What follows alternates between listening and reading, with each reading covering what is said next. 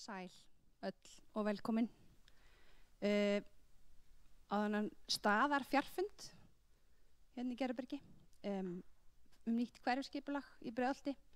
Ég heiti Sara Björg og Sigurðardóttir og ég búsett í Breiðholti og hérna formaður íbúðarráðsins og varaborgarfulltrúi fyrir Samfylkinguna. Þannig að mér finnst bara ánægjulegt að við séum komin hingað og vinnan við hverfisskipulagið í Breiðholti alveg á síðustu metrunum. Þessi fundur hér lokahnykkurinn í víðtæku samráðsferli sem búin að spanna yfir langan tíma. Þannig að við erum bara spennt að sjá hvaða tillögur koma hérna upp úr og verða kynntar hérna í dag. Áætluð fundalok 6:30. Svona praktískum atriðum, það sem sagt hægt að senda fyrirspurnir með tölvupósti á netfangið hverfisskipulag@reykjavik.is eða í athugasemdir undir streyminu en fundum er streymt. Streyminu verður síðan breytt upptöku sem aðgengileg fyrir alla alltaf heima, þannig að þeir sem missa þessu fundi þeir geta bara hort seinna. Spurningar og svör verða í lok fundarins og efni fundarins líka rittúlkað á ensku fyrir útsendinguna. En víkjum okkur að efni dagsins í dag og fyrsti ræðumaður Dagur B. Eggertsson sem ætlar að kynna helstu áherslu borgarinnar. Gjörðu svo vel, Dagur. Já, takk fyrir Sara og gaman að sjá okkur. Þetta nú bara fyrsti íbúafundurinn sem staðfundur í langan tíma. En við erum orðin okkur lipur í fundunum sem streymt og reynsla okkar sýnir að streymið tryggir að fjöldi fólks sem annars kannski var ekki að fylgjast með, hafði ekki færa á að koma á fundina, að fylgjast með í gegnum tölvu eða síma heima og síðan eftir á. Þannig að þó við elskum að hitta fólk á staðnum og erum að taka staðfundin upp aftur, þá munum við halda áfram streymisfundunum. En þessi fundur sannkallað tímamótafundur vegna þess að eftir langa meðgöngu og mikið samtal og samráð erum við núna búin að samþykkja hverfisskipulag fyrir Breiðholt í auglýsingu og ég bendi ykkur á að aftast í salnum allavega sérstakur stuttur kynningabæklingur hverfisskipulagið og helstu þætti í því. Þeim verður líka dreift inn á heimili í hverfinu.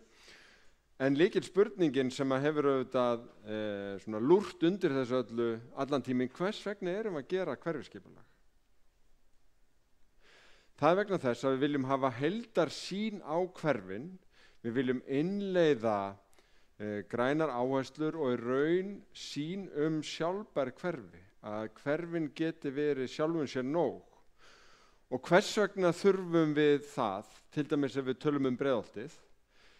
Meðal annars vegna þess að Breiðholtið sem að flestra mati eitt best skipulaða hverfi borgarinnar enga síður komið til ára sinna, hefur þroskast, þannig að lykilþættir eins og íbúafjöldi hefur töluvert mikið breyst.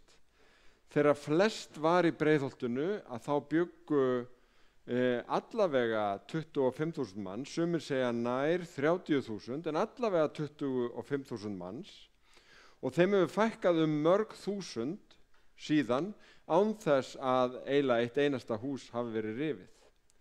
Það vegna þess að stórar fjölskyldur eru í raun breytt stærð, fólk eldist, flytur að heiman og við búum á fleiri fermetrum hvert sig. En eitt af því sem að hverfisskipulaginu ætlað að styrkja hverfið og einstakar hverfiseiningar styðja við gömlu hverfiskjarnana sem hafa sumir látið á sjá og hafa ekki nægilega mikið af íbúum eða baklandi til þess að ganga upp. Og merkilegt nokk að þá sjáum við að í heimildum sem fólki og íbúum veitt í nýju hverfisskipulagi, þá getur maður séð fyrir sér að Breiðholtið verði eða geti öllu heldur aftur orðið að 25.000 íbúa hverfi. Það ekki gert þannig að við séum að dundra upp fullt af háhýsum allt hverfi, heldur fyrst og fremst að gera fólki kleift eða það svona stóra breytingin að við erum að gera fólki kleift að bæta við inn á lóðir eða skilgreina auka íbúðir í stórum eignum þar sem fólk vill búa sjálft áfram en kannski tilbúið að leigja út frá sér. Og ef að það gert, þá fjölgar aftur í þessum stóru húsum.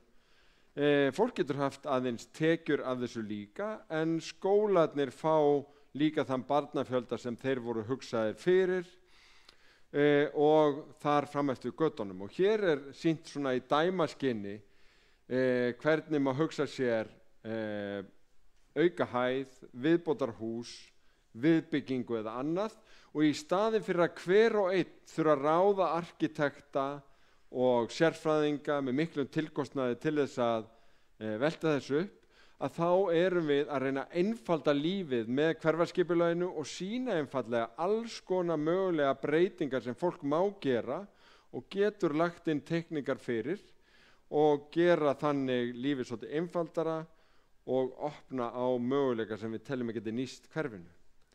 Við erum líka að hugsa göturýmin og velja þær götur sem við skilgreinum sem borgargötur eins og Arnarbakkann, Austurbergið, Suðurhóla, Norðurfell, Rangárssel og Hólmasel.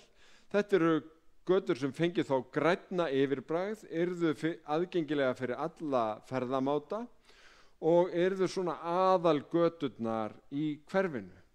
Við erum líka að hugsa mikið umferðina og áhrifin af umferðinni, þannig að það áætlun bætta hljóðvist sem hluta af hverfisskipulaginu.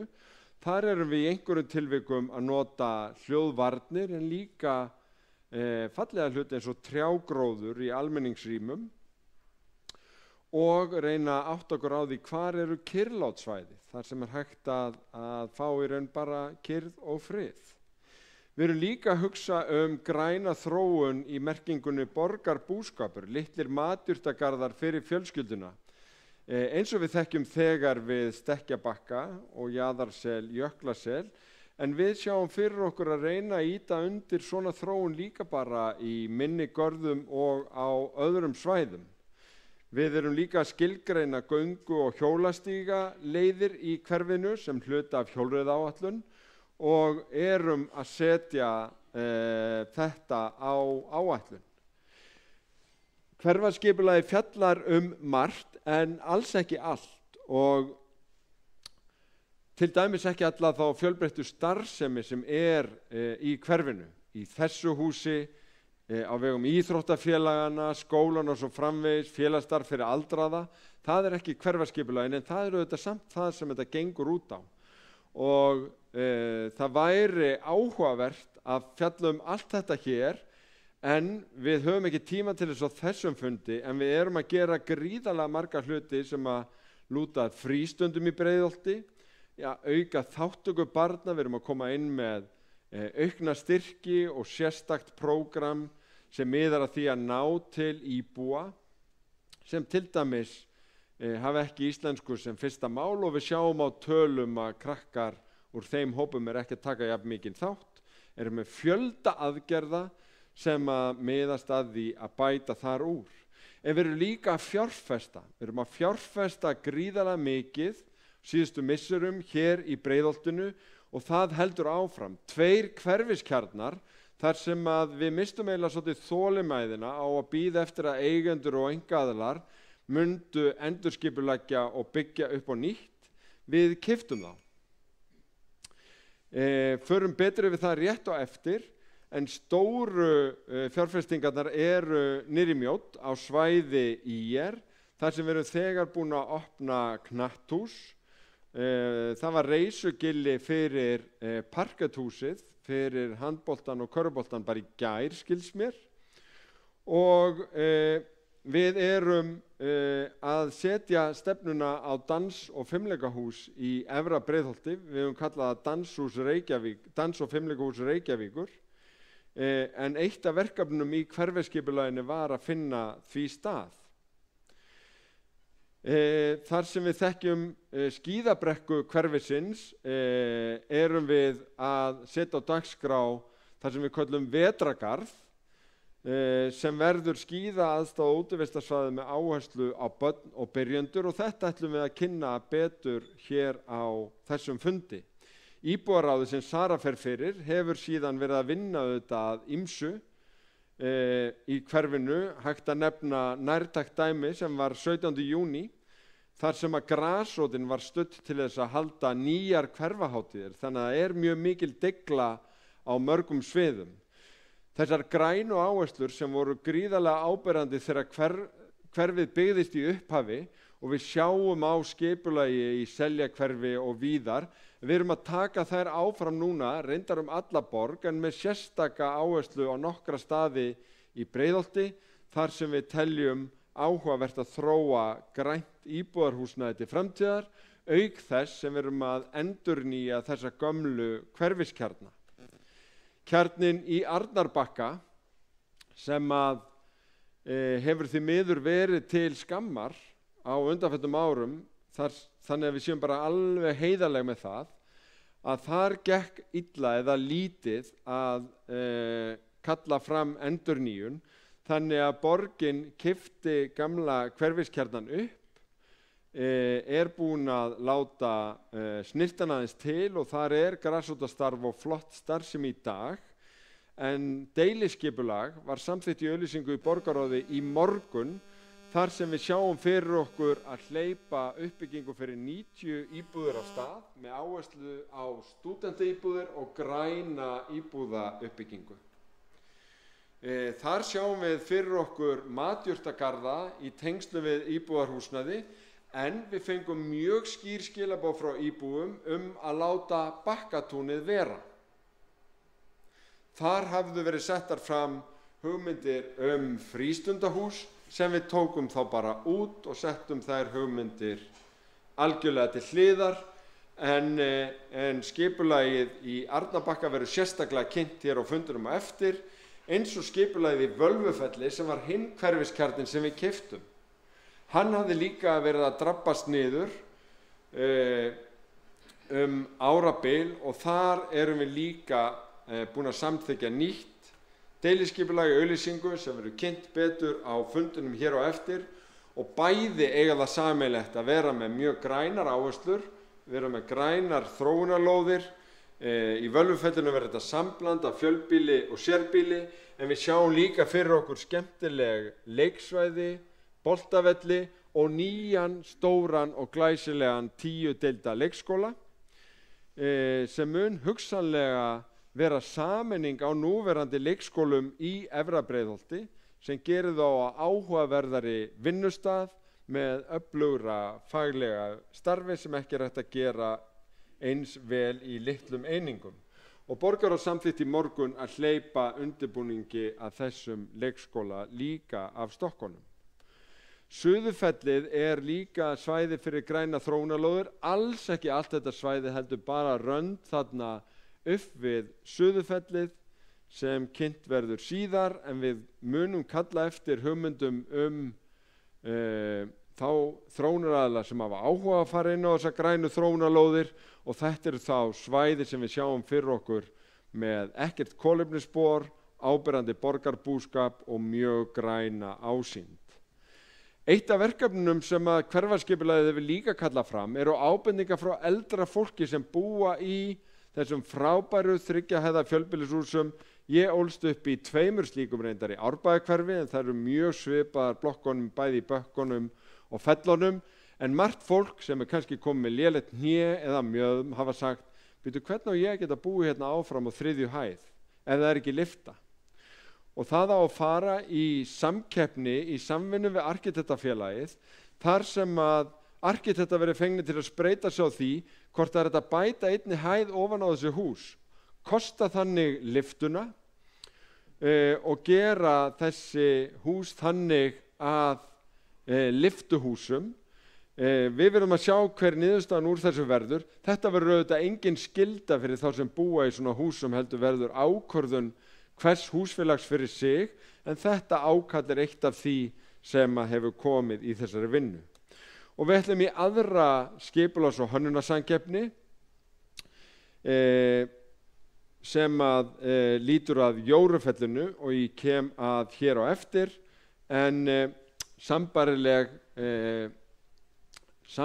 verkefni gætu átt sér stað annars staðar í borginni líka. Austurberg og Gerðuberg, hér erum við auðvitað stödd. Þetta svona lykilsvæði í hverfaskipulaginu. Hér verður framtíðar danshúsið, en hér fengum við líka sterk skilaboð frá FB að FB vildi byggja upp áfram. Þannig að það hluti af hverfiskipulaginu. Við FB munum við setja milljarð ásamt ríkinu í nýtt húsnæði við Hraunbergið fyrir iðn- og listgreinar. Þetta verkefni var samið milli okkar og menntamálaráðuneytisins núna nýverið og á að geta farið af stað leið og hönnun lokið, en þetta verða líka brímvottaðar vistvænar byggingar sem eiga að horfa mjög til framtíðar. Síðan það hin samkeppnin sem ég nefndi sérstaklega í Jórufellinu, að þar sjáum við tækifæri til endurskipulagningar og vinnum það í samvinnu við félagsbústaði og fleiri. Mikið af þessu eru fjárfestingar og við erum með fjárfestingaátak í gangi, meðal annars vegna atvinnuástands. Það hluti af græna plani borgarinnar, þar sem við erum að flýta fjárfestingum með áherslu á grænar fjárfestingar, auka uppbyggingu íbúðarhúsnæðis, græna samgönguinnviði og huga bæði að samfélaginu, umhverfinu og efnahagnum í leiðinni. Þetta var svona þeysireið yfir lykilatriðin í hverfaskipulaginu og grænaplaninu. Ævar fer yfir samráðsþáttinn og hvernig við erum komin að þessari niðurstöðu, en hverfaskipulagið svo ótrúlega sterkt tæki til að þróa borgina, einmitt vegna þess hvað það byggir á mikilli þátttöku, hvað það hlustað á fundum, samráði, rýnihópum og með mjög fjölbreytilegum aðferðum, og þess vegna kynnum við það með miklu stolti í auglýsingu. Vitum að við fáum einhverjar viðbótar ábendingar jafnframt út úr því og vinnum áfram með það til þess að gera Breiðholtið og þróa að eins góðu hverfi og kostur nú og til framtíðar. Takk fyrir. Takk fyrir, Dagur. Ævar maður sem við þekkjum hérna úr göngum síðasta haust. Hann leiddi okkur í gegnum hverfið ásamt fleirum. Hann ætlar að fjalla samráðið í Breiðholti, þannig að Ævar, gjör svo vel.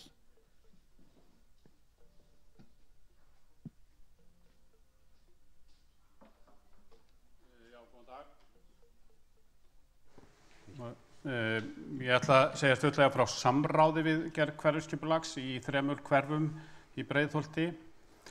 Ég ætla að fjalla sem sagt hvað samráð fara stuttlega yfir það samráð sem hófst 2015, fjallum það samráð sem fór fram síðasta sumar og haust og svo að lokum að segja stuttlega frá þessu samráði sem núna í gangi.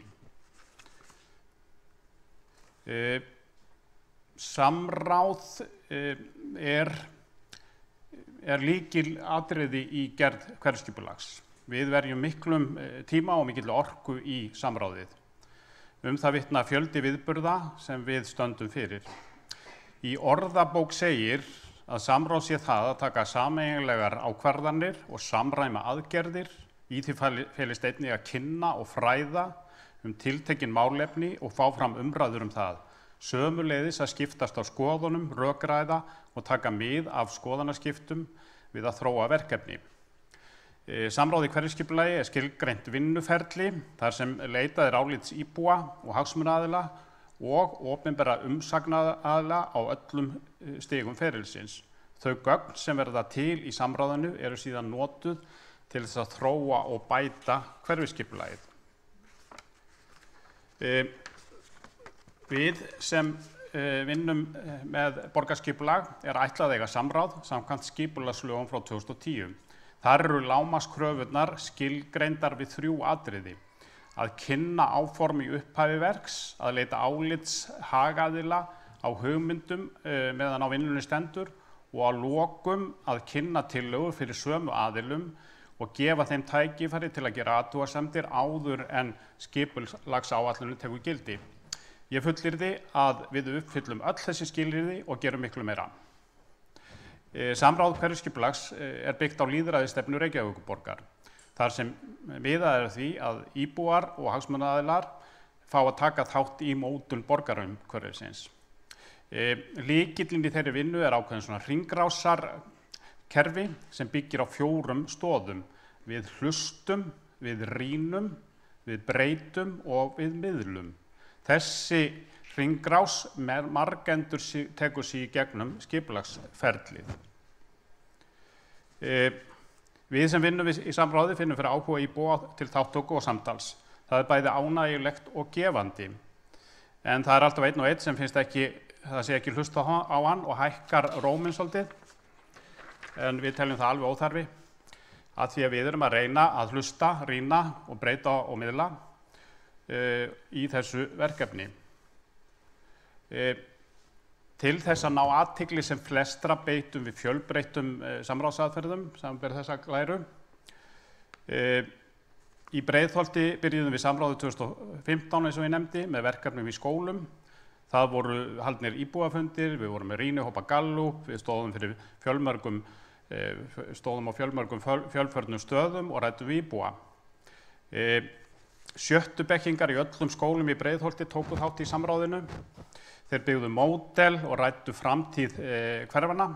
Það var sjálfsögðu skemmtilegt og þáttakan var afar góð. Við skynjuðum sterkt hvað mismunandi kynslóðir fannst hverfin og af hverju þau voru upptekin. Meðan krakkarnir voru uppteknir af meiri þjónustu í göngufæri, ísbúðum og betri aðstöðu fyrir félagsaðstöðu og fleiri leiktæki, þá voru þeir eldri oftar en ekki uppteknir að umferðarhnútum og skort á bílastæðum. Krakkarnir vildu breyta meiru meðan þeir eldri voru svona frekar íhaldssamari. Byggt á þessum niðurstöðum og þessu fyrsta samráði voru þróaðar hugmyndir hverfiskjarnan í Arnarbakka til að mæta óskum meiri nærþjónustu, kaffihús og Dagur nefndi að fullunar tillögur yrðu kynntar hérna á eftir. Í Seljahverfinu var kallað eftir nærþjónustu, ísbúðum, kaffihúsum og betri félagsaðstöðu í Rangársseli og Hólmaseli og á næstunni verður sett í gang sérstök vinna við svona þróunarskipulag í hverfiskjarnanum í Seljahverfi. Í Efra Breiðholti var ákall uppbyggingu við Völvufell, Austurberg, Hraunberg og Hólagarð Kallað var eftir nærþjónustu, þessum kaffihúsum, aðstöðu fyrir menningu og íþróttir. Einnig var kallað eftir góðu aðgengi fyrir íbúðir fyrir eldri borgara, fækkun á félagslegum íbúðum og meiri fjölbreytni í íbúðum fyrir svona fjölskyldufólk. Sem svar við þessu verða kynntar tillögur uppbyggingu við Völvufell og einnig í undirbúningi samkeppni Jórufellsreitin eins og Dagur minntist á. Í ágúst í fyrra kynntum við fyrir ykkur vinnutillögur hverfisskipulags í Breiðholti. Þessar vinnutillögur voru kynntar á vef hverfisskipulagsins með sýningu og viðveru í bæði Gerðubergi og Mjódd og gönguferðum öll 3 hverfin. Þetta samráð var afar vel sótt. Kynningarsíðan okkar var heimsótt 14.400 sinnum. Viðburðirnir, það komu 990 íbúar á viðburðina og í hverfisgöngurnar og streymisfundurinn var horft á hann 9.000 sinnum. Í kjölfar þessara viðburða fengum við athugasemdir og ábendingar frá 167 aðilum við 164 málefni sem eru greind þarna. Þessi mikla þátttaka og áhugi einstakur í sögu hverfisskipulagsins. Margar góðar hugmyndir komu fram, en líka umkvartanir, meðal annars skort á bílastæðum. Frá því haust höfum við verið að vinna úr þessum athugasemdum til að betur bæta tillögurnar. Gerð grein fyrir þessu samráði í þessum skjölum sem má hlaða niður á vefsíðunni okkar. Ágætu Breiðhyltingar, nú erum við aftur mætt til samráðs lokatillögur að hverfisskipulagi í Neðra Breiðholti, Seljahverfi og Efra Breiðholti. Til að ná til sem flestra var kynningabæklingi dreift í öll hús sem vildu fjölpóst í síðustu viku. Það var opnaður kynningavefur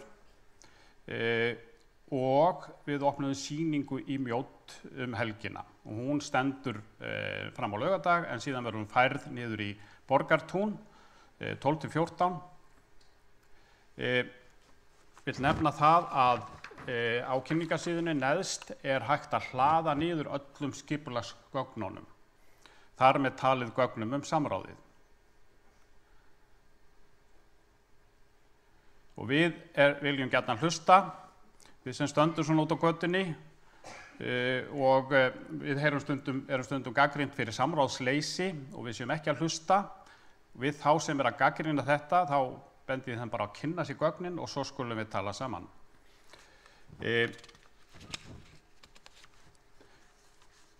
Á síðunni eru sem sagt ítarlegar upplýsingar hvernig á að gera athugasemdir.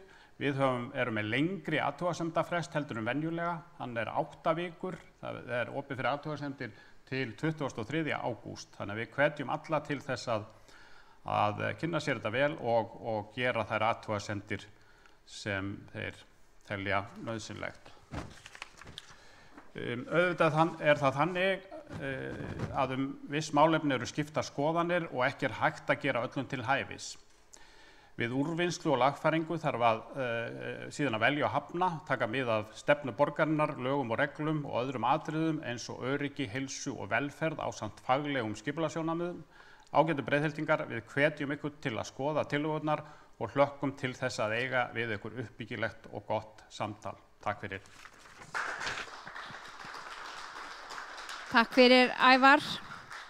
Það líka gaman fyrir mig að við fjölskyldanum erum búin að taka þátt. Vorum saman í samráðsferlinu, þannig að þetta vel gert og gaman að hafa að sjá hvert við erum komin. En næst í pontu Ólöf Kristjánsdóttir, hverfis skipulagsráðgjafi og kynnir helstu tillögur. Ólöf, gjörðu svo vel.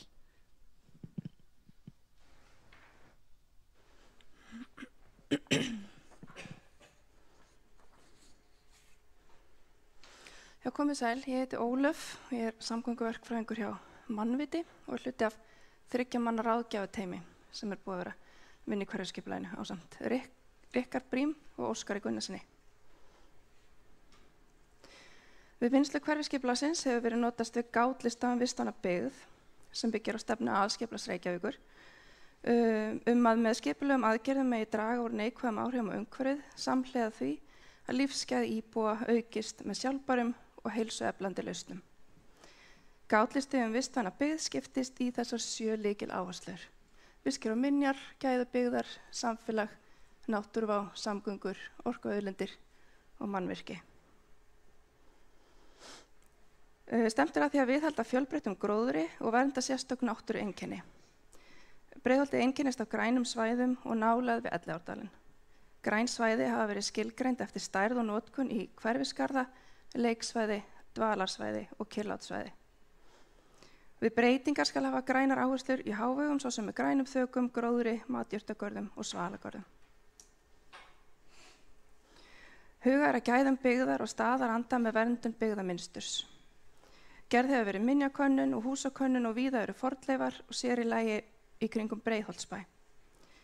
3 svæði í Breiðholti fá hverfisvernd, U-blokkirnar í Arnarbakka, Viðlagasjóðshúsin við Keilufell og byggðin á Fálkhól. Ekki friðun bygginga að ræða, heldur vernd á sérkennum byggðar. Sett eru skilmálar borgarbúskap og borgarlandi neðan Stekkja og við Jaðarsel. Samfélag og mannvirki. Íbúum veitt heimild til að gera sérstakar auka íbúðir í sérbýlishúsum þar sem því verður við komið. Ekki verður heimild að skilgreina þær sem séreign og selja þær frá aðaleignir þó.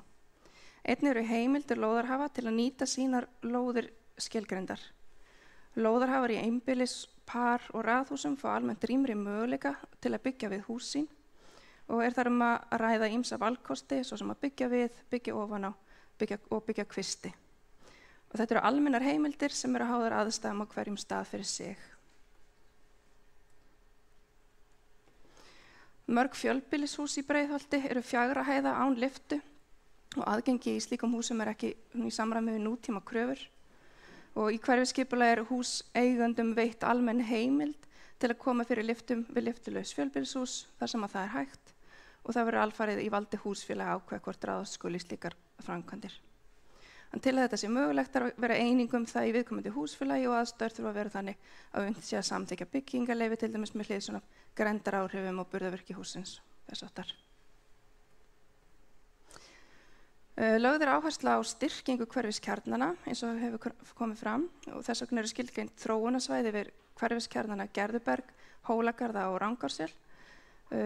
Möguleg uppbygging atvinnu og íbúðarhúsnæðis á þróunarsvæðum þá skoðuð nánar síðar og kynnt sérstaklega.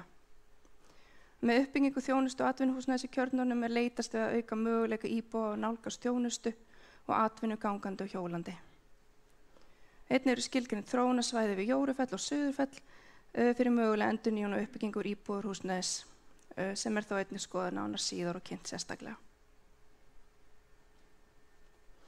Og það mikilvægt að skipulag styðji við vistvænar samgöngur og þær eru í senn umhverfismál og lýðheilsumál og það besta sem við gerum samgöngulega sé fyrir okkur og nágranna okkar er að nota vistvænar samgöngur. Aðstæður fólks eru auðvitað ólíkar en það mikilvægt að þeir sem að geta velja almenningssamgöngur, hjól, örflæði eða göngu í eins marga ferðir og hver og einn getur. Þetta er bara svona almenn hvatning. En helstu verkefnin í hverfisskipulagsvinnunni tengt samgöngumálum að skilgreina borgargötur, lykilleiðir og lykilstoppistöðvar almenningssamgangna og lykilhjólaleiðir. Gata sem skilgreind sem borgargata í hverfisskipulagi nýtur forgangs við endurhönnun og fegrun. Á borgargötum lögð áhersla á göngu og hjólavörna umhverfi og aðgengi fyrir alla og svona gatabyggingar og umhverfi götunar sé hannað sem ein heild. Borgargötur eru gjarnan valdar í tengslu við hverfiskjarna og torg og við þær geta verið verslun og þjónusta. Í Neðra Breiðholti er hluti Arnarbakka skilgreind sem borgargata í tengslu við styrkingu kjarnans þar. Mjótt er skilgreind sem lykilstoppistöð, borgarlínan mun í framtíðinni tengjast Mjótt og hugmyndir eru að hún fari einnig upp í Efra Breiðholt. Lykilhjólaleiðir í Neðra Breiðholti eru skilgreinda meðfram Arnarbakka og Stekkjabakka og með góðum tengingum út fyrir hverfið. Í Seljahverfi er Rangárssel og Hólmasel skilgreinda sem borgargötur í tengslu við styrkingu hverfiskjarnans þar. Lykilstoppistöðvar eru í Rangársseli og Seljabraut. Lykilhjólaleiðir í Seljahverfi mynda netum hverfið og góðar tengingar út fyrir hverfið. Í Efra Breiðholti er Austurberg skilgreind sem borgargata auk tenginga við Hólagarð, að Hólagarði og að Fellagörðum. Lykilstoppistöðvar skilgreindar sem Gerðuberg og Fellaskóli, stærstu stoppistöðvarnar. Og lykilhjólaleiðir eru skilgreindar meðfram Austurbergi, Suðurfelli, Norðurfelli og Suðurhólum og með góðum tengingum út fyrir hverfið.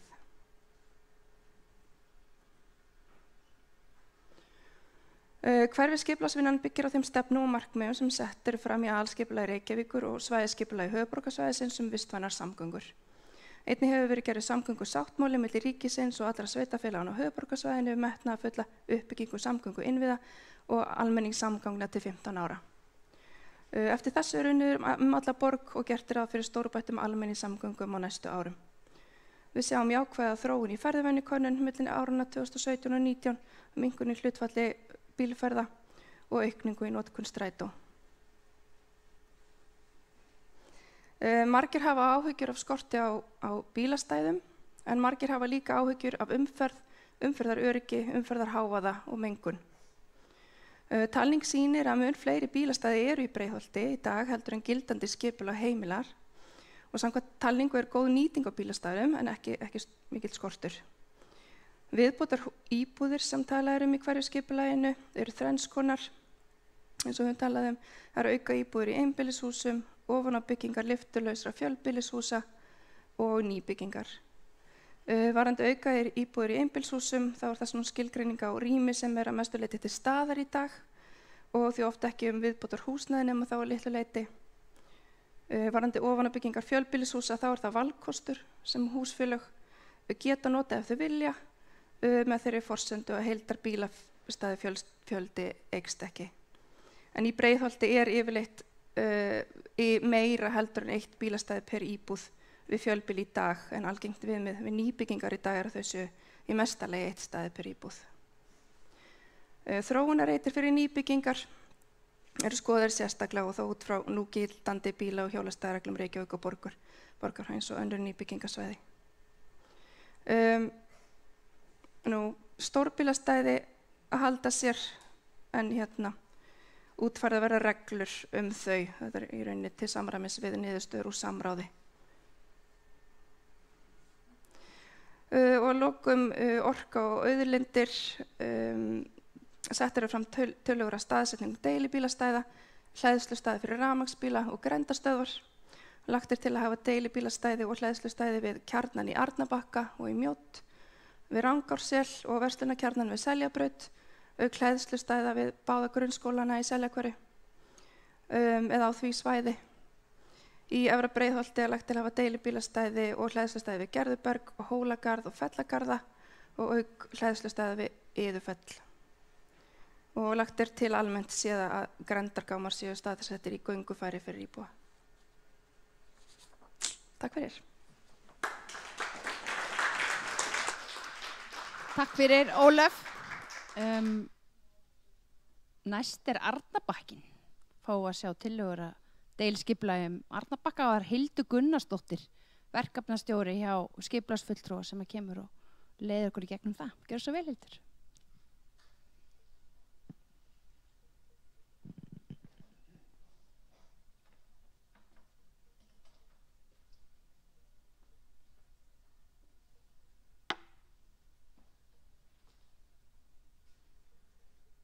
Sæl og takk fyrir, Sara.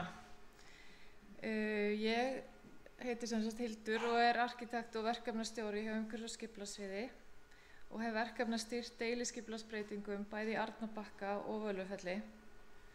Og ég hef fengið til að kynna deiliskipulagsbreytingun í Arnarbakka í fjarveru höfundanna sem eru Anna Björg Sigurðardóttir og Markus Sóts hjá Basalt arkitektum. En þið sjáðu á myndinni Arnarbakka 2-6. Það húsnæði á einni hæð fyrir verslun og þjónustu sem borgin keypti einmitt í þessu uppkaupum á 2 kjörnum í Breiðholti með því markmið að styrkja kjarnana og taka svæðið í gegn. Svæðið í aðalskipulagi Reykjavíkur skilgreint sem verslunar- og þjónustusvæði og einnig sem hverfiskjarni sem þjónar heilu hverfi. Aðalskipulagið heimilar að byggja 2 íbúðarhæðir ofan á byggingar margra hverfiskjarna í borginni og svo líka tilfellið í Arnarbakkanum.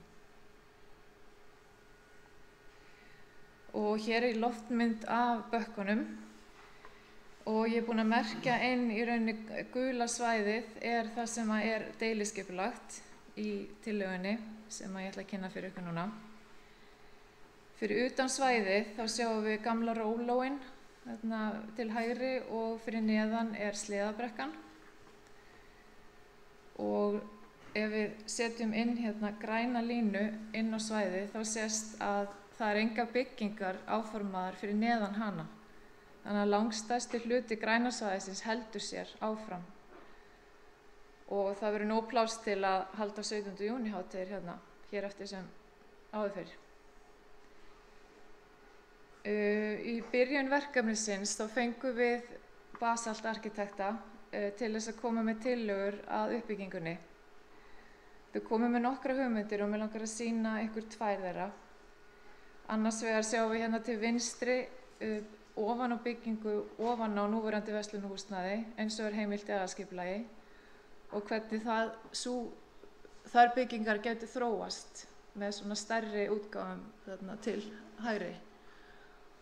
Og hægra megin þá sjáum við uppbyggingu þar sem lagt til að rífa núverandi byggingar, skoða möguleika svæðisins í heild og staðsetja nýbyggingarnar í framhaldi af stefnu, hæð og umfangi uppblokkana. og mynda þannig með þeim kjarna fyrir miðjuhverfi ásamt því að afmarka betur græn svæði og mynda torg. Og það var tillagan sem okkur leist best á og við héldum áfram að þróa. Og hér er nú komin deiliskipulagstillagan og með markmiðum hennar sem eru að nýbyggingarnar taka mið af núverandi byggð og fléttast áreynslulaust inn í byggðamynstrið. Þær eru 3-4 hæðir og græn svæði verða betur skilgreind með reiti fyrir matjurtaræktun, þar sem í rauninni í dag eru bílastæði bak við Arnarbakkann og gróðurhús sem er komið fyrir við hliðin á Battavellinum á skólalóðinni. Er reyndar hliðin á skólalóðinni á grænasvæðinu.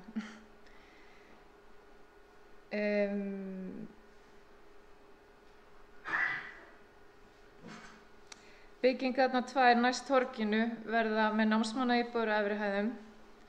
Námsmannaíbúðirnar verða 65 talsins og munu skiptast cirka jafnt á milli einstaklingsíbúða og 3 herbergja fjölskylduíbúða.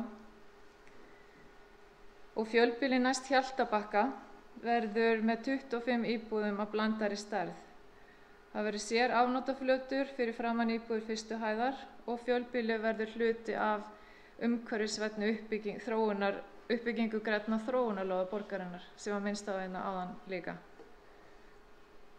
Á fyrstu hæð við torgið eru verslunar- og þjónusturými, auk sameiginlegra rýma námsmanna og íbúðanna sem gert er ráð fyrir að verða hluta til líka opin almenningi.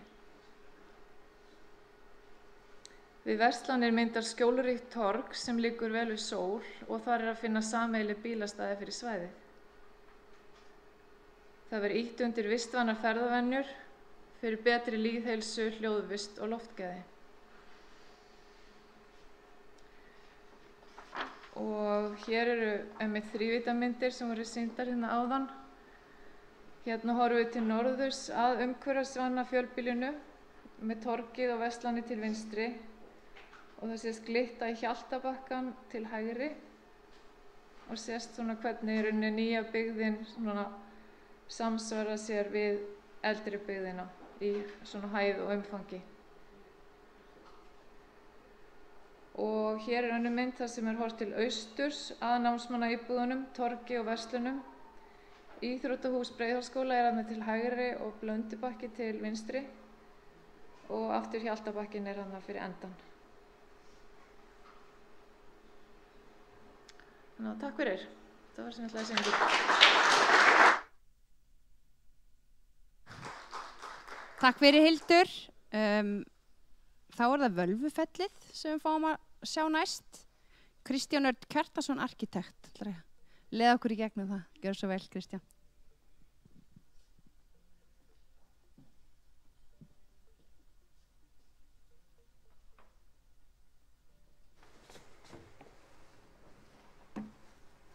Komið sæl. Kristján Örn heiti ég. Ég er frá Arkitektastofunni Krafts og ég mun fara í gegnum þær tillögur sem við höfum verið að vinna fyrir skipulag Reykjavíkur fyrir nýtt deiliskipulag í Völvufelli. Og fyrst vil ég horfa hérna á gildandi heildarskipulag fyrir svæði sem sýnir hvernig svæðið var upprunalega hugsað. Þar er gert ráð fyrir lóðum fyrir verslanir, gæsluvelli, sérskóla, leikskóla, skóladagheimili og dagheimili. Svæðið sem við höfum unnið með, það afmarkast af verslunarkjarnanum við Drafnarfell og Eddufell til norðurs og teygir sig svo suður eftir Völvufelli niður að Suðurfelli. Í dag eru á reitnum bæði leikskólar, leikvellir, bílastæðaplan og verslunarhúsnæði en margar byggingar á þessu svæði standast ekki lengur þær kröfur sem gerðar í dag og útisvæðin má bæði styrkja og breyta þeim hins betra. Og með styrkingu verslunarkjarnans við Drafnarfell, grænum útisvæðum, nýjum leikvöllum og hverfismiðstöð, torgi og vöndu íbúðarhúsnæði er svo hægt að skapa lífvænlega umgjörð fjölbreytta menningu Fellahverfis. Við leggjum til, eða lögðum til í byrjun, að skipta svæðinu í 4 svæði. Og og taka þannig mið af gerð nærliggjandi byggðar leið og við leggjum ríka áherslu á græn útisvæði, leikvelli og stígatengingar fyrir gangandi og hjólandi vegfarendur. Á svæði 1, sem við köllum Fellagarða, verslunarkjarni með blandaðri þjónustu og íbúðum á efri hæðum. Á svæði 2, sem við völdum að nefna Leikgarða, svo leikskóli, torg og hverfismiðstöð. Á svæði 3, sem við völdum þá að kalla stúdentagarða, gert ráð fyrir íbúðum, fyrir námsmenn eða stúdentagarða. Svæði 4, húsagarðar, þar gert ráð fyrir 4 raðhúsalóðum fyrir græna og vistvæna íbúðabyggð. Og hér sjáum við þá heildarsvæði sem tillagan tekur til. Appelsínugulir byggingareitir standa fyrir byggingar með flöt þök, en gulir byggingareitir með byggingar fyrir hallandi þakform.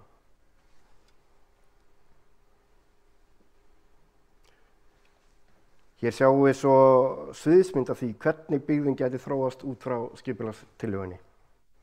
Og ég ætla að byrja á því ég ætla að fara í gegnum eitt svæði fyrir sig. Byrja á svæði 1. Fyrir núverandi verslunarkjarna þegar samþykktar deiliskipulagsbreytingar sem heimila að byggðar séu 2 hæðir ofan á Drafnarfell 2-18 og Eddufell 2-4. Við leggjum til að 2 hæðir frá Drafnarfelli 6-12 færist yfir á Drafnarfell 14-18 sem þá hafi heimild fyrir 4 hæðum ofan á núverandi byggingar. Við Eddufell 2-4 einnig bætt við 2 íbúðahæðum ofan á núverandi heimild og verður því heimild þar fyrir 4 hæðum ofan á núverandi byggingar. Hér horfum við þá til suðurs í átt að Eddufelli og Drafnarfelli á mögulegar íbúðahæðir ofan á núverandi verslunar- og þjónustukjarna. Ef við horfum á svæði 2, þá viljum við með nýjum leikskóla, hverfismiðstöð og torgi sem tengist gangstígakerfi og verslunarkjarna við Drafnarfell skapa betri tengingu inn á svæðið við Völufell og áfram til Seljakverfis og útivistarsvæðis sunnan við Breiðholtsbraut.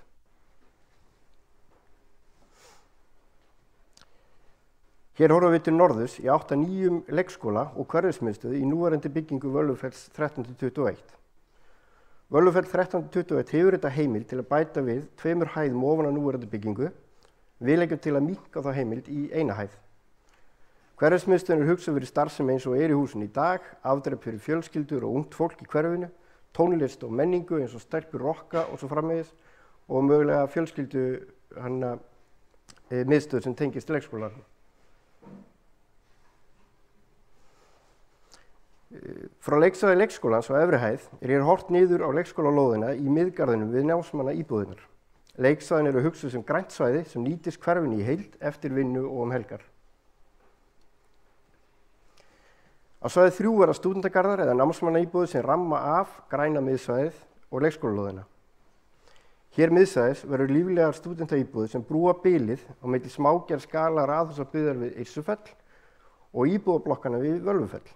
Byggingarnar trappa sig frá því að vera 2 hæða við núverandi raðhúsabyggð og upp í alltaf 5 hæða nyrst við Völufell.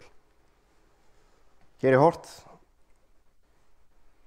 frá Völufelli til vesturs eftir í átt að Yrsurfelli, þar sem sjáum stúdentagarðana.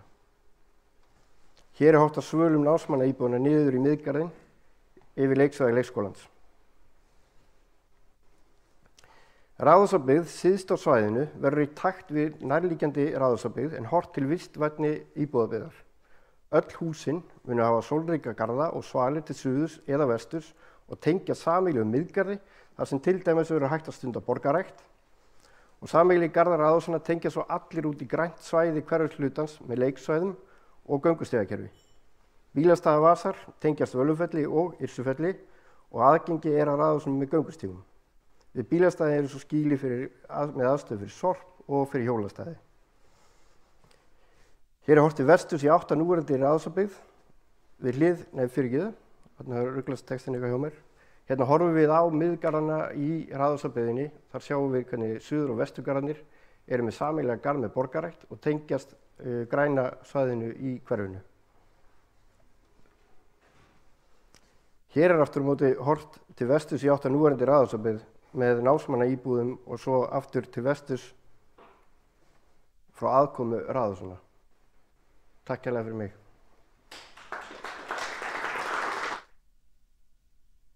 Fyrir Kristján. Þá það vetrargarðurinn sem allir bíða spenntir eftir og mörg börn hafa stigin sín fyrstu skref allavega í Breiðholtinu á skíðum.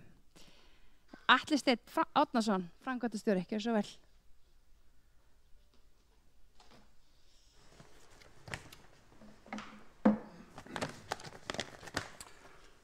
Já, komið sæl. Atli heiti ég og starfa reyndar hjá skóla- og frístundasviði Reykjavíkurborgar en hef haft svona sem hliðarbúgrein í nokkur ára að hafa umsjón með skíðabrekkum í borginni. Þær eru reyndar 3, það sem sagt ein staðsett í Húsahverfi í Grafarvoginum, síðan Ártúnsbrekkan og síðan það brekkan hérna í Breiðholtinu. Það eru ekki margar höfuðborgir sem státa sig að 3 skíðasvæðum innan borgarmarkanna en ég reyndar held að séu allar höfuðborgir Norðurlandana sem eru með skíðasvæði og meiri segja það höfuðborg Danmerkur, Kaupmannahöfn, hún með skíðasvæði og það ekkert endilega svæði sem mann kannski hugsar að algjörlega flöt borg, þeir fundu einhverju gamla verksmiðju í útjaðri Kaupmannahafnar og settu skíðasvæði ofan á þak þessara verksmiðju. Það kalla ég að hugsa út fyrir boxið. En við sjáum hérna mynd af skíðabrekkunni í Breiðholtinu, í Seljakverinu og þetta mynd sem tekin efst upp í brekkunni og við erum þarna með útsýni yfir brekkuna og yfir borgina að kvöldlagi, þannig að þetta alveg gríðarlega falleg staðsetning og skemmtileg. En ástæða fyrir því að við viljum fara og breyta brekkunni í vetrargarði það það að í raun og veru þessi brekka barnsins tíma ef maður hugsar út frá skíðaiðkun. Lyftan hún gömul og hentar ekki byrjendum og það raun og veru engin önnur þjónusta sem getum veitt gagnvart því fólki sem að koma þarna á svæðið. En stóra mengið í þessu það að við lítum eiginlega á vetrargarðinn sem lýðheilsuverkefni. Við viljum stuðla að aukinni útivist og hreyfingu meðal borgarbúa og þetta bara einn liður í því að hafa fjölbreytni í borginni gagnvart því sem fólk hefur áhuga á og vill njóta. Síðan það að við hugsum þetta sem almenna opnun fyrir almenning og stefnum á að þetta sé svona fjölskylduvænt svæði og fyrir byrjendur. En jafnframt hugsum við það að með því að geta boðið upp á reglubundna opnun á svæðinu þá getum við tekið á móti skólahópum, leikskólahópum, börnum frá frístundaheimilum og félagsmiðstöðvum og öðrum hópum og síðan hugsum við það að þetta sé raun og veru bætt aðstæða fyrir skíða- og snjóbrettaæfingar vegna þess að það ákveðið vandkvæði í því fyrir þá sem stunda og æfa skíði að þurfa að fara í fjöllin sem reyndar frábært að geta gert en stundum það þannig að það lokað í fjöllunum en það getur verið opið hér í bænum. Jafnframt því að tíminn sem það tekur að fara upp í fjöllin hann alveg töluverður. Þannig að þetta vegur vel upp á móti hvort öðru. Við lítum á það líka að það gríðarleg uppbygging sem að fara á stað í Bláfjöllum og Skálafelli og með því að geta boðið upp á almennt svæði innan borgarmarkanna þar sem markmiðið að fjölga iðkendum að þá erum við líka að hugsa það til framtíðar að iðkendum fjölga líka sem geta notið þess að fara í fjöllin. Staðsetningin góð, það stutt að fara fyrir alla borgarbúa og höfuðborgarsvæði í raun í heild sinni og talandi það fyrir íbúa sem búa hérna í Breiðholtinu þá þetta sérstaklega stutt að fara. Veður hagstætt og síðan þetta eins og ég hef minnst á að það frábært útsýni hérna yfir borgina. Hérna sjáum við svona legu garðsins svona með tilliti til akbrauta og síðan varðandi hvernig staðsetningin gagnvart Seljakverfinu. Við erum hérna við Breiðholtsbrautina og hérna verðandi Arnarnesveg og síðan svæði þarna þar sem byggðin við vetrargarðinn. Þetta svona heildar yfirlit. Við teljum þetta vera alveg mjög gott svæði til þess að bjóða upp á meiri fjölbreytni og hérna sést það kannski aðeins betur. Þetta raun og veru frumhönnun að garðinum, þannig að þessar hugmyndir geta alveg breyst þegar við förum að vinna betur á þróunarvinnunni. En gulu brekkurnar hérna, eða gulu línurnar hérna eru raun og veru brekkur, svona almenna skíðaleiðir. Bláa línan upp þarna er lyfta. Við erum að færa þetta svolítið til, þannig að þetta er ekki í sömu legu eins og eins og skíðalyftan er í dag. Appelsínugula svæðið er brettasvæði. Við sjáum fyrir okkur svona hvað ljósgrænn litur er í raun og veru þurrskíðunarsvæði sem gefur okkur möguleika á því að geta boðið upp á skíðun á sumri til og sem við þekkjum vel til og er boðið upp á erlendis. Neðst sjáum við fyrir okkur leiksvæði, móttökustöð, bílastæðin og byrjandabrekkur, svona minni byrjandabrekkur. Við erum með sleðabrekkur, sérstaklega sleðabrekkur þarna. Við erum með gönguskíðabraut sem við erum að vonast til að geta sett hringinn í kringum garðinn. Og síðan efst, þar sem er raun og veru myndin sem við sáum áðan er tekin, þar erum við að sjá fyrir okkur eins konar þjónustuhús, þar sem yrðist líka boðið upp á veitingar, þar sem hægt verður jafnvel að setjast út á verönd og njóta þess að horfa yfir garðinn og horfa yfir borgina. Og þetta þjónustuhús er ekkert endilega ætlað fyrir vetrargarðinn sjálfan, heldur líka það að aðgengi þarna að gagnvart gangandi og hjólandi er mjög gott, eða verður mjög gott. Þannig að maður sér fyrir sér að þetta geti líka verið spennandi kostur að heimsækja á sumrin. Það er ýmislegt sem þarf að huga að og við lítum á það að við séum svona í starthólunum. Það þarf að fara á stað með áframhaldandi hönnun á verkefninu og við sjáum fyrir okkur árið í ár og það næsta fari nánast í þá vinnu. Það þarf að fara í kostnaðargreiningu, fjárfestingu og rekstraráætlun og það þarf að taka tillit til ýmissa þátta, aðgengis bílastæða, lagningu stíga, lýsingar, landmótunar, hvaða lyftur við ætlum að velja inn í þetta. Við erum með svona ákveði í huga, það frekar að velja töfrateppi sem hentar byrjendum en frekar heldur en toglyftur. Við viljum fara í snjóframleiðslu, kema betur að því síðar og svo þessi að þurrskíðun.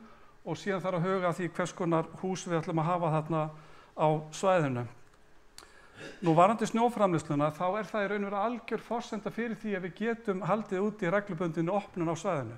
Eins og staðan er í dag þá er þannig að við núna í vetur vorum við 1 dag opin. Veturinn þar á undan vorum við með 60 daga opna og þurftum að loka vegna COVID. Þannig að mismuninn á vetur með gríðarlegur. En ef við hefðum haft snjóframleiðslu síðastliðinn vetur þá hefðum við getað haft almenn opnun allan tíman.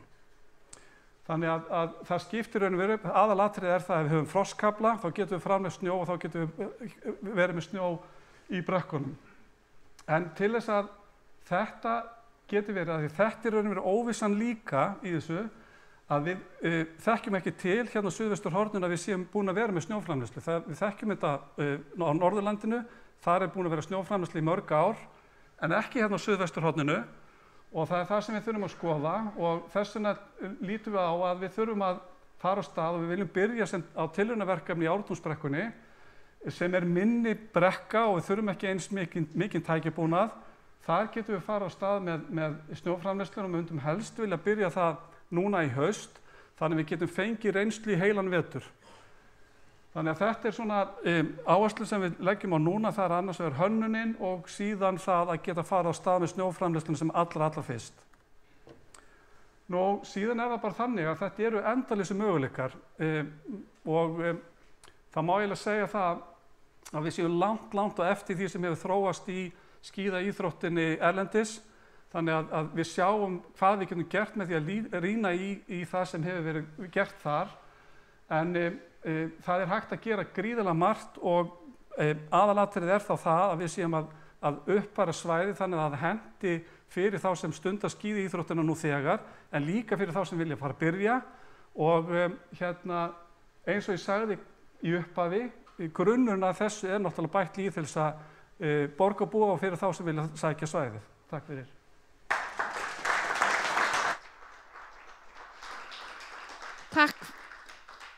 Takk fyrir Atli. Þetta var fróðlegt. Það voru spennandi að sjá hvernig snjórinn, hvort við getum haldið snjó í Ártúnsbrekkunni. Það er líka stutt að fara þangað. Já, það er mjög spennandi. En heyrðu, þá erum við bara búin með alla fyrirlesaran í dag. Þannig að það eru bara spurningar og vonandi svör. Já, ég var að velta fyrir mér sko, við fáum spurningar hérna úr sal, svo líka mögulega eitthvað sem kemur inn í tölvupóst og á streyminu. Þannig að hérna, viltu, það er spurning hvort það sé, já, ég ætla bara, já, það er 1, 2, ég ætla að byrja á 2 spurningum og fínt að þið beinið því svo bara á þann sem á að svara. Gjör svo vel. Nú þarna, já. Í hvað átt á ég að horfa?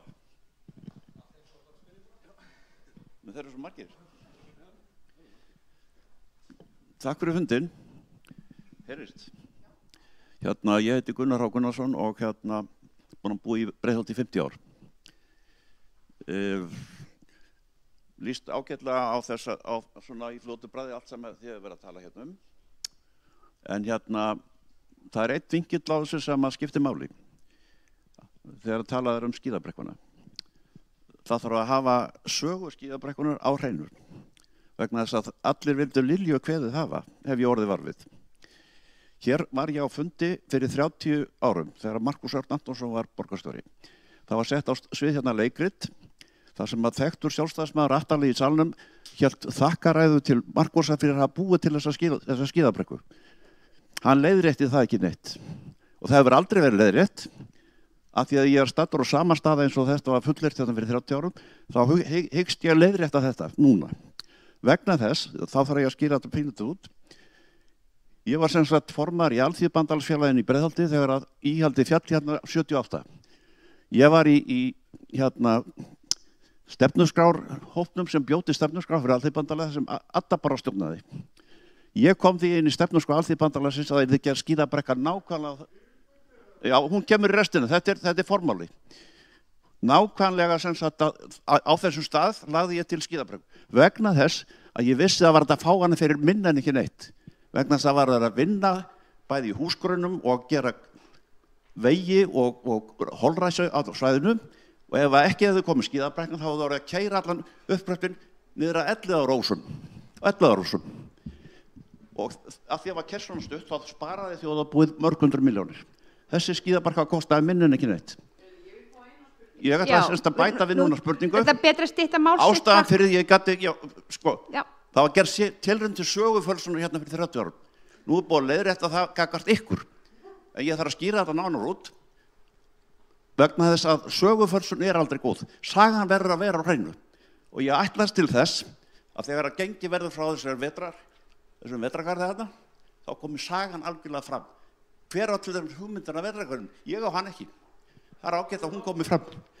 Nú spyr ég sem sagt Dag Bjargeirsson og hvern sem vill svara.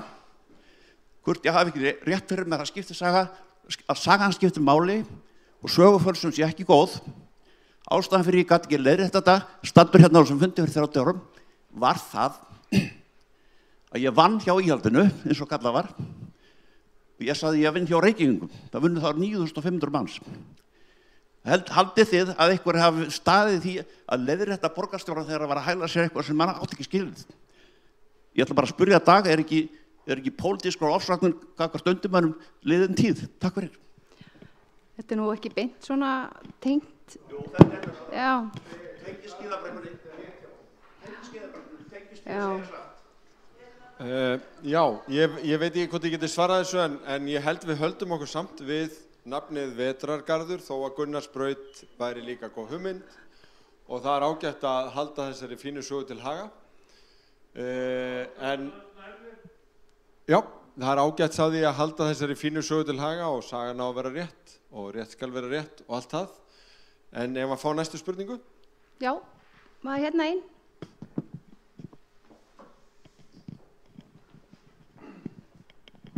Komið sæl, ég heiti Helga Kristín og þakka bara fyrir þessa kynningu.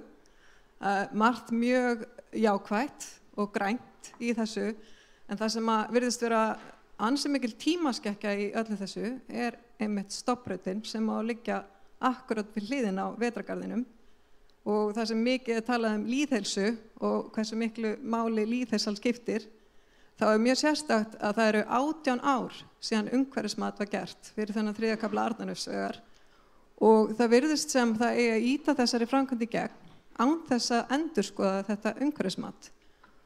Og við erum hérna hópur af fólki sem að köllum okkur vini Vatnahvers, telur rúmlega 460 manns á Facebook.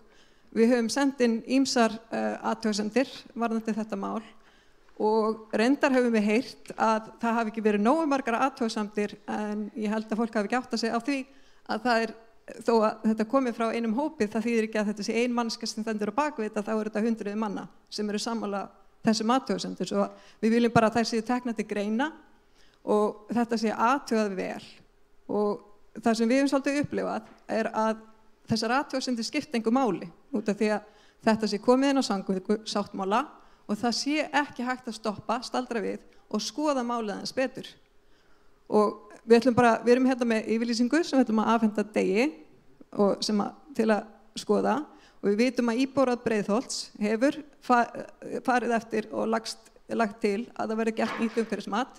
Heilbrigðiseftirlit Reykjavíkur einnig hefur sagt að það sé varhugavert að leggja stofnbraut rétt við hliðina á sleðabraut fyrir börn. Og við viljum bara taka undir þetta og einnig umhverfis- og heilbrigðisráð Reykjavíkur hefur líka farið fram á það verði nýtt umhverfismat gert.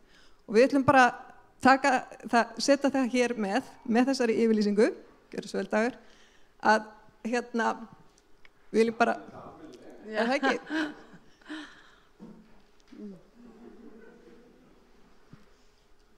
Því það er svo mikilvægt að bara út af því að lögin leyfa eitthvað eins og að 18 ára gamalt umhverfismat sé notað, þá voru engar hugmyndir vetrargarðinn.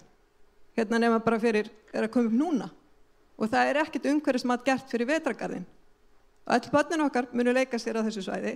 Ég er alveg upp í Breiðholti, börnin mín hafa öll lært að skíða í brekkunum og þetta er lýðheilsumál og ég veit að hjarta tifar á réttum stað hjá borgarstjóra og þeim sem að málum standa og sérstaklega varðandi grænar áherslur og það sem er okkar ósk að þetta verði bara eitthvað sem verði skoðað mjög vel áður en þessi hleypt af stað. Og viltu segja eitthvað það? Já, endilega bregðast við. Já, bara takk fyrir þetta og við munum að sjálfsögðu skoða þetta. Það er alveg rétt sem að þú nefnir að Arnarnesvegurinn og tengingin, það er það sem þetta snýst er hluti af samgöngusáttmálanum og það hefur verið legið töluvert yfir því hvernig hún getur verið þannig að hún gangi sem minnst á lífsgæði þeirra sem að búa nálægt eða eru að nota þessi svæði. Og það má ýmislegt segja gamla umhverfismatið en til dæmis að það sé hérna gamalt en það leiddi þó til umtalsverðra breytinga á framkvæmdana, nefnilega það að Arnarnesvegurinn var færður töluvert lengra frá Seleyjarhverfinu og grafinn að verulegu leyti ofan í jörðina til þess sem út af hljóðvist og grendinni við efstu húsin í Seleyjarhverfi. Og með lausninni sem núna er komin fram að þá var hugsunin svo að lágmarka áhrifin vegna þess að við deilum auðvitað þessum grunn áhyggjum en viljum líka standa með því að við skiljum að þetta sé mikilvæg tenging fyrir þá byggð sem á eftir að koma í Kópavogi með hliðsjón af því hvernig umferðin er við Urðahvarfið og svo framvegis. Þannig að við erum kannski að tefla þetta úr nokkuð þröngri stöðu en ég bara þakka fyrir þetta og þessa virkni.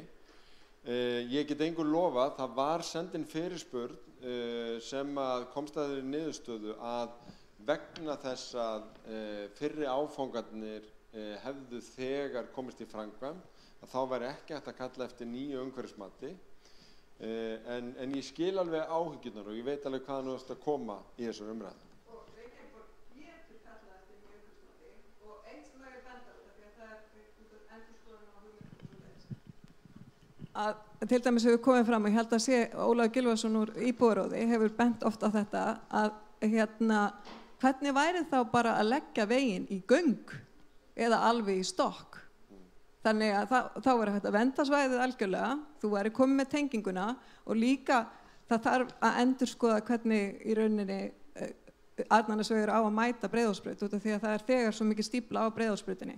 Og hérna held ég þurfi bara að fá fólk inn sem er kunnugt staðháttum út af því að og í rauninni við viljum bara bjóða sérstaklega þér Degi og öðrum sem að vilja koma og ganga með mér og Ólafi Dýrmundssoni sem er einn af aðalstjórnendum í félaginu og bara ganga hérna upp á hæðina og sjá fegurðina þarna upp frá, náttúruna sem við erum að njóta þarna upp frá, sjálfsprottnum trén.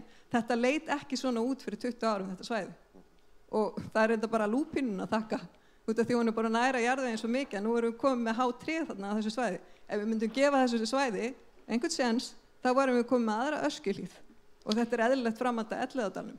Svo það væri dásamlegt bara að fá einhverju endurskoðun, jafnvel að fá Ármann með og bæjarstjórana alla saman til að skoða þetta. Herru, takk fyrir, það eru 2 spurningar sem býð. Ég ætla bara að nefna það að betri samgöngur sem heldur utan framkvæmd samgöngusáttmálans verður með sérstakann fund held í 1. júlí þar sem á að kynna verkefnið eins og það stendur í undirbúningnum núna og þá munum við líka fjalla vetrargarðinn. Takk. Takk fyrir þetta. Ég sá 2 hendur á lofti áðan. Já, mitt þessi, já, gjörðu svo vel. Fundarstjóri, góði fundamenn, ég heiti Magnús Sædal og mér langar til að spyrja spurningar. Hvað hefur þetta kostað þessar skipulagstillögur? Það kom fram hérna áðan hjá borgarstjóra að íbúum hefði fækkað. Það er bara eðlilegt að íbúum fækki. Í mínu húsi bjuggu 6 manns, nú búa 2 aðilar. Væntanlega stutt þangað til þeir rekka tærnar upp og þá er húsið laust. Þá kemur ný fjölskylda með börn og annað. Það þýðir ekki að rjúka til og byggja í öll skot og eyðileggja það vistkerfi sem að fyrir og þær aðstæður sem fyrir eru með því að leyfa auka íbúðir í bílskúrum og annað. Það kemur í veg fyrir lífsgæði þeirra sem fyrir eru. Og það virðist eins og menn hafa aldrei lært neitt á sögunni hér í skipulagsmálum. Hérna rétt hjá okkur eru hús sem voru byggð þannig að fólk átt að hafa vinnuaðstöðu. Það átt að vera bókbindari, það átt að vera bólstrari og ég veit ekki hvað og hvað. Þetta er ekkert af þessu starfsemi hérna í dag. Og hvernig var með tilraunina sem gerð var hérna í Seljakverfi, þar átti að vera bara 1 sjónvarp held ég, sem allir átti að koma sér saman að horfa á. Viljið sýna mér það húsnæði í dag? Ertu með spurningu? Það voru sett leikherbergi í fjölda húsa hér í Hólakverfinu og Asparfelli líka, stærri blokkum. Það er búið að breyta í öllu íbúðir. Gekk ekkert að þessu. Nú er verið að tala um að byggja jafnvel nýtt verslunarhúsnæði sem skildist þarna niður við Arnarbakk einhvers staðar. Hafa menn ekkert lært af þessum verslunum sem eru lokaðar nú þegar. Þetta er allt saman í stórmörkuðum. Og hvað bílastæðið varðar, þannig ég er búin að búa í 40 ár í sömu götunni og það eru bara 2 eða 3 hús sem hafa verið selt frá upphafi. Og hvað gerist nú þegar unga fólki flyttur inn? Ég er búin að hlusta í áróður það að bílum muni fækka, unga fólki vilji ekki bíla, það ferðist í almenningssamgöngum. Það hefur fjölgað bílunum, það sem var 1 bíl núna konið 4 til 5. Og hvað er verið að gera í næsta nágrenni við mann sem maður horfir upp á? Að vera að búa til auka bílastæði inn á lóðum. Ég held að þetta að fara aðeins fleiri gönguferðirnar hérna í þessu hverfi og hér hefur ekkert verið minnst á það að menn eru gjörsamlega búnir að eyðileggja. Ég vona að einhver komi með viti til og sjáu til þess að Stekkjabakki verði fullkláraður eins og hann var. En ég vil fá svör fyrir spurningum minni, hvað kostar allt byggsið? Og hver eru plön borgarinnar? Það er ekki nóg að sýna hér hvert planið á fætur öðru, það þarf fjármuni í þetta. Lyftuhús við eldri blokkir, jú við byggjum bara ofan á blokkina. Það er allt í lagi. Það eru til auðveldari og einfaldari leiðir. Það er að setja lyftur í stigahús með því að mjólka stigana. Þetta hefur verið gert á einum stað, félagsbústöðum og Veistaravöllum. Ég var í þann tíð byggingafulltrúi Reykjavíkurborgar og samþykkti þess aðgerð. En hvað fékk ég að sjá? hnífasettið hjá umhverfisráðuneytinu. Ég ætla ekki að hafa þetta meira, en ég vil fá svör við þessari spurningu. Takk fyrir. Ævar, getur þú... hún vantar mækinn. Sko, ég þakka fyrir þetta, Magnús. Ég get svo sem ekki alveg svara því svona på stående fót hvað þetta kostar, en við getum aflað upplýsingar um það. Það voru fleiri hendur þarna, varst þú ekki í... Já, einmitt. Gjörðu svo vel. Það er verið að biðja menn að vera stutt orða. Það eru fleiri spurningar. Góða kvöldið. Það sem ég vil ræða er hér umhverfið í kringum þetta hús. Og þar byrjum við á að tala um fjölbraut. Sem betur fer var nú hægt við að gera blokk hérna í stað fyrir vinnuhúsin í fjölbraut. En það sem ég vil tala er það, ég er ekki alveg kláraði hvað að hugsa í sambandi við bílastæði við Sundlaugina og fjölbraut. Og ég fór inn á Facebook og skellti því þar fram að ef þau kæmu þessir menn sem að teikna þetta og fara með þetta, að þeir kæmu hérna vetri til, búið að ýta 30 cm snjó af bílastæðanum í dag hérna frá, bílastæðin full af bílum frá nemendum í FB sem sagt þeir kom alls staðar að. Við erum hér á efsta punkti Reykjavíkur og þá segi ég það sem sagt að þegar eldri borgarinn kemur í Sund, það eru cirka 50 manns sem kemur hverjum morgni í Sundlaugina og þá spyr ég ætliðist til þess að þeir koma á hjólum. Sko ég held að menn gleymi því hvar þeir eru á nettinu. Vill oft. Ég hef keyrt hérna Breiðholtsbrautina og það var allt fullt af snjó. Við hefum ekki fengið snjó. Á hálftíma var hérna á ljósunum upp við þegar maður fer inn í Seljakverið og hörðu. Á hálftíma þá náðu bílar ekki á stað og á hálftíma var fólksbíll fentur í kaf. Þetta hefur ekki komið núna sínustu ár, en þetta bara það sem líkur. Þá langar mér að nefna eitt í sambandi við Breiðholtsbrautina. Það innkeyrslan að austan og afrein inn í þetta hverfi. Það engin afreinar í dag. Ef þið vildu punkta þetta hjá okkur og skoða þetta, staðið fyrir að þar verður maður að bíða eftir ljósunum, staðið fyrir að maður geti komið inn í hverfið bara beint. Og svo það þegar ég Höfðabakkabrekkuna þegar við komum neðan á bæ, þá það nú svoleiðis að umferðin hún frá Hringtorginu í Kópavogi og alveg upp á ljósum. Og það sem ég vil nefna, og það var gert á sínu tíma, þá var ég búinn að vera nefna það í 2 ár, þá var afreinin hingað upp yfir lengd niður að undirgöngunum. Verður klárum með þetta. Og það var ekki gert lengra vegna þess að ég reikna með að það hafi verið út af því að það var kostnaður. Að stækka, lengja brúna eða lengja undirgöngið þar. En þetta hluti sem mætti athuga, því þetta orðið svoleiðis vandamál.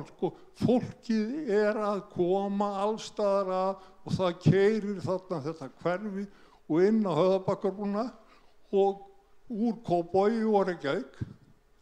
Þetta það sem þarf að skoða og meira að segja þyrfti að tvöfalda. Önnur akreinin væri hér upp í Breiðholt og hin yfir og til vinstri. En þetta ekki nema einn akrein.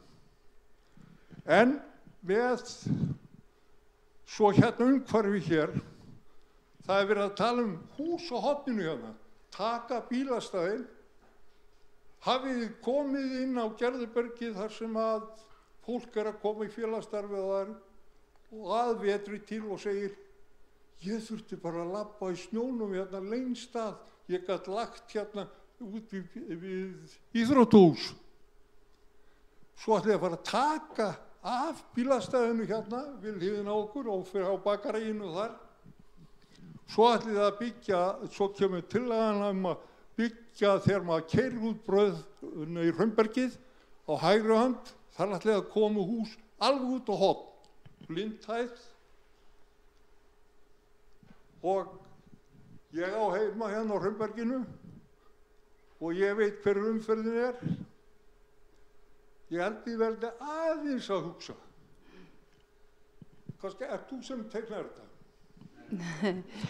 Já, þetta var svolítið svona, ertu með einhverja svona eina konkrét spurningu? Þetta eru punktar sem ég vil benda á og aftur segi ég, passið ykkur á, ekki að eyðileggja aðgang að sundlauginni og Fjólbraut. Það gerir þið með því að rýra bílastæðin. Þetta dagurinn í dag, þið verðið ekkert með reiðhjól hér upp í efstu punktum Reykjavíkurborgar. Takk fyrir. Já, Ævar, vilt þú bregðast við þessu dagur? Já. Já, takk fyrir fína punkta Hraunbergið og FB og bílastæðamálin. Það er rétt að í fyrstu tillögum að hverfisskipulagi fyrir Breiðholt þá sýndum við íbúabyggð inn á Hraunbergsreitunum þar sem að nú orðin niðurstaðan sú að Fjölbraut heldur sínum byggingarreitum til þess að byggja þar upp fyrir iðngreinar og ákveðnar listgreinar. Og það var eftir fundi sem ég átti bæði með forsvarsmönnum skólans og ráðuneytinu til þess að fá hreint að þau verður raunverulega að fara að gera þetta. Vegna þess að eins og þú þekkir að þá hefur smíðadeildin verið að byggja bara undir berum himni í alla þessa áratugi, jafnvel þó að það verið gert ráð fyrir uppbyggingarmöguleikum fyrir skólan. Þannig að má eiginlega segja að þessi darraðadans hafi orðið til þess að við þrýstum á að þetta gerðist. Nei, leið mér bara að svara bílastæðin, að það er alveg hárrétt hjá þér að það er alveg einkennismerki, ekki bara í Fjölbraut í Breiðholti, heldur í mjög mörgum framhalds- og háskólum á Íslandi, að það er miklu meira af námsmönnum og stúdentum sem kom á bíl heldur en á nokkru öðru byggðu bólu. Hugsun okkar ekki svo að allir eldri borgarar koma á hjóli, gjarnan þeir sem vilja, en það verður engin skylda. En við eigum að vinna með unga fólkinu og nýju kynslóðunum, gera þeim eins auðvelt og hægt að koma á hjóli eða góðum, hágæða almenningssamgöngum til þess að taka á þessu vandamáli. Það leiðin í þessu. Ekki bara hér hjá FB, heldur hjá öllum framhaldsskólum á höfuðborgarsvæðinu og það gerum við meðal annars með því að hafa metnað og sýn á þessi samgöngumál. Varðandi síðan afreinar og slíkt að þá erum við með í samvinnu við Vegagerðina ákveðin svona flöskuhálsagreiningu þar sem við erum að skoða þessi mál, en ég ekki nægilega versiraður í nákvæmlega þessum afreinum sem við varst að nefna til þess að geta svarað þér þær, en þetta þetta heildarmynd.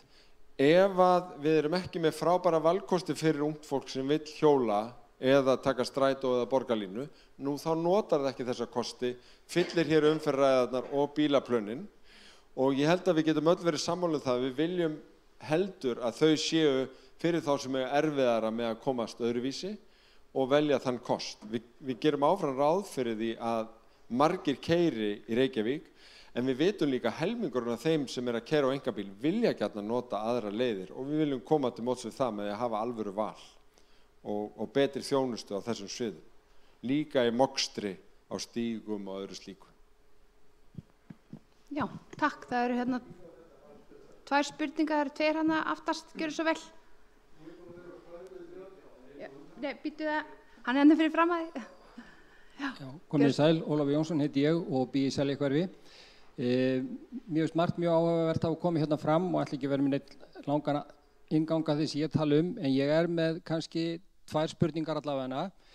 Ég geng oft í brekkunni fyrir ofan Seljakverfið og hef miklar áhyggjur af áætluðum vegi þar. Það var minnst á það áðan að útsýnið frá væntanlegum vetrargarði væri ákaflega fallegt yfir borgarna, en ég vil bara benda þeim sem sagði það á að kíkja svolítið suður eftir, labba eftir brekkunni, eftir gamla veginum upp á hæðinni, þar útsýnið fallegt. það verður gríðarleg synd ef að það verður fellt út með þessari fyrirhugaðu vegalagningu. Þar útivistarsvæði sem þannig endapunktur á bara veginum alveg úr Elliðaárvogi upp úr og þarna yfir eftir. Þannig ég hvet til þess að þetta verði skoðað aftur. Dagur tók reyndar ágætlega áðan. Nú, annað sem tengist þessu, mig langar til að spyrja ég býð þarna í svokölluðu bakhúsi og á teikningunum minni þar heimilt að vera með hesthús. Ég nú reyndar ekki hestamaður, en hvernig samræmist það ef ég skildi nú í ellinni fara að dunda við það að byggja mér hesthús og fá mér hross? Hvernig á ég að komast til að njóta þeirra þarna upp í brekkunni eins og lítur voðalega fallega út á teikningunum sem ég fekk því ég byrjaði að byggja 1980. Sem sagt gert ráð fyrir hestabrautum þarna fyrir mig. Það nú töluvert hugsað hestamenn víða í borgarlandinu og nágrenninu, þannig að mig langar að fá svar við þessu. Og svo eitt í viðbót sem tengist áfram þessari brekku. Það þarna gamalt skotbyrgi frá því á stríðsárunum og það alveg til skammar því engin virðing sýnd. Einhver áform það þegar að vetrargarðurinn verður byggður upp sem að mér líst mjög vel á, að gera því hærra undir höfði, sinna því að þar sögustaður í borginni.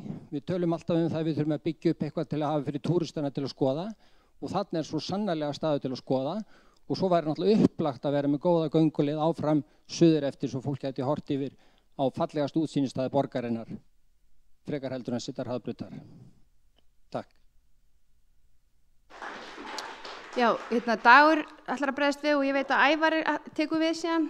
Já, þetta nú svolítið eins og að vera tekin upp á prófi, að vera spurður út í söguna, en það vill þannig til að mamma og pappi fengu útluta lóð þarna að því að þau eru mikið hestafólk og ætluðu sér sannlega að vera með hesta, en svo leist þeim ekki á eitthvað í þessu og raunin hefur nú orðið svo að í þessum götum þar sem var gert ráð fyrir hestamennsku, þá var fyrir nokkrum árum var einn og ég held að sé enginn með hesta þarna núna og leiðrétti mig ef það rátt, en þannig að ég sé ekki beinlínis fyrir mér í ljósi þess hvernig þetta hefur þróast og hugsunin hafi verið falleg og góð að við förum að leggja mikla reiðstíga þarna fyrir aftan en skotbyrgið ætlaði svo bara viðurkenna ég þekki ekki neitt en mér finnst mikilvægt að við virðum söguna og við höfum verið í ákveðnu átaki að merkja sögustaði og til dæmis mikið af stríðsmönnum í Öskjuhlíð og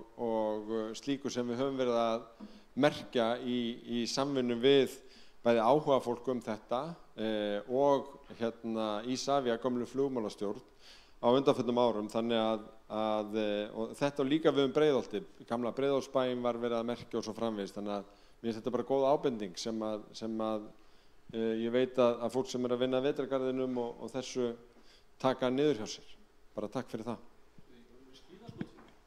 Já, Ævar, ég ætla bara að gefa þér orðið. Það ein spurning nefnilega til þín, þannig að þú getur tekið þetta allt saman í einu. Það í boðið það? Já. Það spurt, kemur af netinu frá Arnari Bergi Guðjónssoni, hvað með Efra-Breiðholtið? Það hefur eiginlega ekkert verið rætt það, til dæmis Austurberg. Ætlar fólk virkilega að byggja ofan á Austurbergsgötuna og taka af bílastæðum íbúa við Austurberg og einnig að byggja 2 byggingar á horni Austurbergs og Hraunbergs með tilheyrandi blokkeringu á útsýni ökumanns. Þannig að þú gætir kannski brugðist við þessari spurningu og tekið minnina líka. Gjörðu svo vel. Varðandi fyrst með þetta með skotbyrgið, það hluti af gögnunum gagn sem heitir byggðakönnun og fornleifaskráning. Þar allar svona minjar skráðar og þetta tiltekna skotbyrgi hverfisverndað með tillögum að hverfisskipulagi. Og ég hveti til þess að kynna þér þetta gagn sem heitir byggðakönnun og unnið af borgarsögusafni. Það á að passa upp á þetta. Varðandi þessi bílastæðamál og Austurbergið og Sigurður var með spurningu að taka af bílastæði sem eru þarna á lóðinni milli Fjölbrautar og Sundlaugarinnar, þá það þannig að það engin bílastæði fjarlægð. Þau halda sér öll hvert og eitt einasta í þessum tillögum að hverfisskipulagi. Við setjum inn heimild samkvæmt hverfisskipulagi fyrir FB og til þess að byggja þarna á þessari lóð. Samkvæmt þeim upplýsingum sem ég hef þá djúpt þarna niður, þannig að það eru verulegi kjallarar eða stórir grunnar, þannig að ef FB og aðrir vilja nýta sér þessa heimildir í framtíðinni, þá væri eðlilegt að gera þarna ráð fyrir bílakjöllurum. Eins byggingar við Austurbergið, það var þá engin bílastæði tekin af, en ef menn vilja nýta sér þessar heimildir, þá hægt að setja þau neðanjarðar eða innanhús. Þannig að þetta svarið við þessu, það verða engin bílastæði tekin í burtu, þau verða þá meira flutt til. Takk. Já, það er sama. Já, það er heimild fyrir því. Takk. Þá ætla ég að gefa eina spurningu sem var hérna aftast og svo ætla ég að slíta fundinum. Nei, það er ekki komið aðtastund. Nú ætla ég að leyfa að hann komið með orði núna.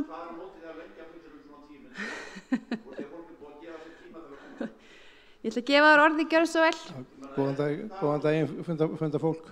Ég hef unnið á strætó í 30 ár og þetta með aðgengi hérna Fjölbraut.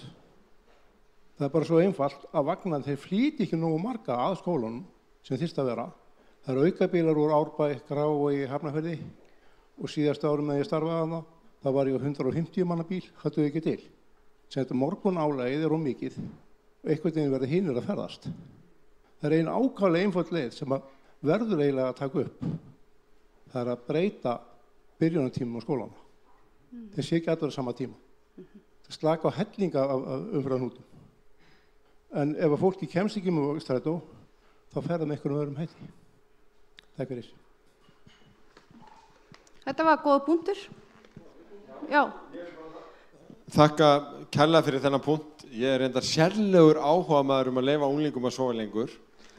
Það eru svo ótrúlega margar rannsóknir sem sýna að það sé eitthvað að skynsamlegasta sem við getum gert. Ekki bara út á umferðinni, heldur bara út á minni, einbeitingu, líðan. Það er alveg ótal þættir og þetta gildir vist líka okkur hinn. Við megum sofa lengur, en það er kannski út fyrir efni hverfisskipulag Breiðholts, en þetta er frábær ábending. En það sem ég tók líka með mér af þinni reynslu er að við þyrftum bara að þétta þjónustuna með vögnunum, stærri vagna eða fleiri, en breyttur skólatími er sannarlega eitthvað sem geti verið hluta lausninni. Bara takk fyrir það kærlega. Já, takk fyrir. Mér langaði nú bara eiga að loka orðin, taka af ykkur orðið. Ég ætla nú bara að þakka fyrir góða kynningar og tillögur. Svo finnst mér engar ánægilegt. Ég ætla bara að ljá máls á því að mér finnst ánægilegt hvað breiðhyltingum er annt hverfi sitt og hvað þeir eru búin að vera dugleg og áhugasöm að bara gera gott hverfi betra með því að gefa sér tíma til þess að koma í göngurnar í fyrra og nú hvet ég ykkur bara til þess að kynna ykkur þessi nýju gögn og koma niður í Mjódd og fylgjast með heimasíðunni, kannski horfa á hana fund í streyminu seinna, en ég er allavega spennt og ég hlakka til að sjá Breiðholtið dafna áfram og að sjá börnin mín vaxa úr grasi og nýta sér nýja hjólastíga, nýta sér nýju íþróttamannvirkinu og þær fjárfestingar sem verið er að fara í. Þannig ég segi bara til hamingju Breiðholt og haldið áfram að vera svona duglega að taka þátt og bara segja eitthvað skoðun. Það skiptir máli. Við erum að hlusta. Takk.